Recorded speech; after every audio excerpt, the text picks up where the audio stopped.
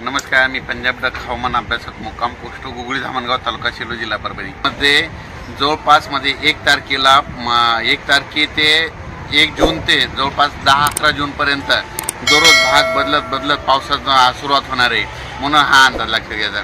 सुरुवातीला बघायचं झालं तर 1, 2, 3 तारखेला राज्यामध्ये सातारा, सांगली, पुणे, नाशिक, मुंबई, नगर, सोलापूर, उस्मानाबाद, लातूर या भागापर्यंत पावसाला सुरुवात होईल। म्हणजे 1, 2, 3 जून दरम्यान। त्याच्यानंतर 4, 5, 6, 7 जून नंतर राज्यामध्ये तो पाऊस थोडा पुढे सरकत जाईल। म्हणजे मुंबई, पुणे, नाशिक, सातारा, सांगली, सोलापूर, नगर, संभाजीनगर, जालना, बीड, परभणी, नांदेड, हिंगोली, लातूर, उस्मानाबाद आणि तसाच तो पाऊस यवतमाळकडे जाणार आहे म्हणून हा अंदाज लक्षात घ्यायचा।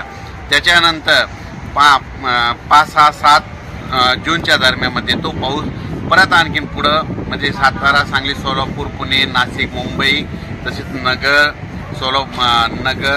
पुणे, औरंगाबाद, त्याच्यानंतर बीड, परभणी, लातूर, हिंगोली, वाशिम, नांदेड आणि त्याच्यानंतर बुलढाण्यापर्यंत 7 तारखेपर्यंत तो पाऊस सुरुवात होईल।